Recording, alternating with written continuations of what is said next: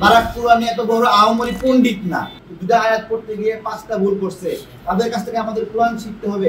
আপনাদের সাথে আমরা প্রতিযোগিতা করবো, আপনাদের কাছ থেকে কোরআন আমরা শিখতে চাই না। অন্য দলকে ডিফেমিংয়ের জায়গা কিন্তু মন্দিরে কেউ করেনি, সেটা আমরা দেখেছি করেনি। অন্য দলকে নিন্দা করা এটা করেনি, সেই কিন্তু সেটা মসজিদকে কেন্দ্র করে হচ্ছে। আপনারা বলতে পারেন যে সরাসরি বলছে না, কিন্তু দেশে আমরা কি আকারে ইঙ্গিতে কথাগুলো বুঝি না? নাগরিকরা কি আকারে ইঙ্গিতে কথাগুলো বোঝে না যে কোনটা রাজনৈতিক দাওয়াত, কোনটা ইসলামের দাওয়াত? ওইটাই আমরা বলছি। এটা আমরা আপনারা হলো যদি মন্দিরেও বা অন্য কোনো উপাসনালয়েও এরকম প্র্যাকটিস হয় যে উপাসনার বিষয়বস্তুকে কেন্দ্র করে ভোটের ক্যাম্পেইন করতেছে, আমরা সেটারও নিন্দা জানাই।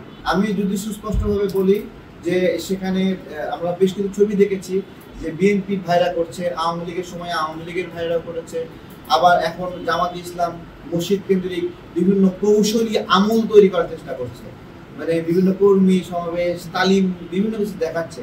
আমরা তালিমটা রাজনৈতিক দলের নেতার কাছ থেকে আমরা নিতে চাই না। এর জন্য আমাদের মাদ্রাসার হুজুররা আছে, আলেমরা আছে, তারা এই বিষয়ে আমাদেরকে গাইড করবে। যারা আমাদেরকে কোরআন শিখিয়েছে ছোটবেলায়, আমরা তাদের কাছ থেকে ইসলামের শিক্ষাটাও চাই। রাজনৈতিক দলের নেতার কাছ থেকে আমরা ইসলামের শিক্ষাটা চাই না। রাজনৈতিক দলের নেতারা ইসলামিক শিক্ষা তাদের রাজনৈতিক উদ্দেশ্য বাস্তবায়নের এজেন্ডা নিয়ে এখানে আসে। সুতরাং তাদের, এবং দেখেন যে ব্যক্তিটা একই সঙ্গে বলছে যে দাড়িপাল্লা মানে হলো হিন্দু, হিন্দু মানে দাড়িপাল্লা, ঠিক আছে, সেম একই ব্যক্তির কাছ থেকে আমি একটা কোরআনের আয়াত কিভাবে শিখি বলেন? তাবলিগ জামাতের 2 ভাগের কথা আপনারা স্মরণ করেন, কোনো রাজনৈতিক উদ্দেশ্য ছাড়া তারা ক্যাম্পেইন করে, কাজ করে, দিন দাওয়াত দেয়। এইরকম নিঃস্বার্থ একটা সংগঠন যারা নিজেদের খায়, নিজেরা ব্যয় করে, মানে গাট্টি বস্তা টোপলা নিয়ে তারা দাওয়াত দেয়, মানুষকে নামাজে দাওয়াত দেয়। এইরকম নিঃস্বার্থ একটা গোষ্ঠী যারা ক্ষমতায় যেতে চায় না, তাদের মধ্যে হিসাবটাই দেখেন। আজকে জামাতে ইসলাম খুব ফুরফুরে মেজাজে আছে যে মসজিদে মসজিদে ঢুকে ক্যাম্পেইন করছে।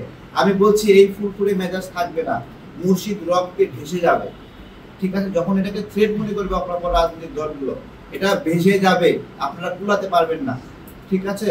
এবং আপনারা তো দেখেন যে আমাদের প্রত্যেকটা মসজিদে মসজিদে আমাদের আলেমরা আছে, সেই আলেমরা কওমি ঘরানার, তারা জামাত ইসলামের এস্টাবলিশমেন্টকে থ্রেট মনে করে, এবং তারা যদি মসজিদে মসজিদে জামাত ইসলামের বিরুদ্ধে ক্যাম্পেইন করে, যে খুতবা বলছে সেই খুতবায় ফিলিস্তিনের নামের পাশাপাশি জামাত ইসলামকে যদি একটা মুনাফিক হিসেবে যদি বইলে ফেলে আরবিতে, তাহলে ওইখানে কি অবস্থা হবে বলেন?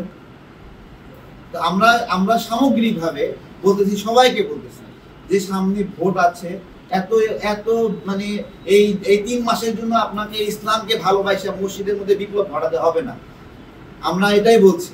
আপনি এই ভোটের পরে আবার দিনের দাওয়াত দিন, সমস্যা নাই। ভোটকে কেন্দ্র করে অনেক নোংরামি হবে, অনেকের নামে নিন্দা বলবে। আমরা এটা সম্পূর্ণ পুরো মসজিদকে আমরা এই রাজনৈতিক কার্যকলাপ, এই ভোট কেন্দ্রিক কার্যকলাপ থেকে বিরত রাখার অনুরোধ করছি। কোরআন প্রশিক্ষণের ক্লাস নেওয়ার কোনো প্রয়োজন নাই।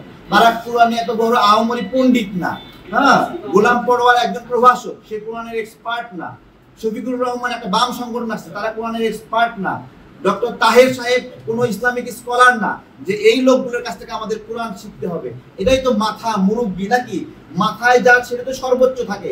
সর্বোচ্চই যে কোরআনের এক্সপার্ট, এই যে হাইকোর্টের কোরআন মানে 2টা আয়াত পড়তে গিয়ে 5টা ভুল করছে, তাদের কাছ থেকে আমাদের কোরআন শিখতে হবে। আপনারা এই কোরআন শেখানোর দায়িত্ব দয়া করে আল্লাহর রাস্তে কোনো মসজিদে নিয়েন না।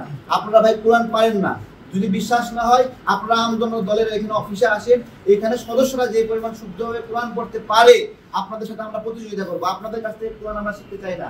কোরআন শেখানোর জন্য মসজিদে আমাদের আলেমরা আছে, আমাদের মাদ্রাসার হুজুররা আছে, ছোটবেলায় আমাদেরকে যারা কোরআন শিখাইছে তাদের কাছ থেকে আমরা কোরআন শিখবো। দেশে দেশে সবার সাথে দ্য নিউজ।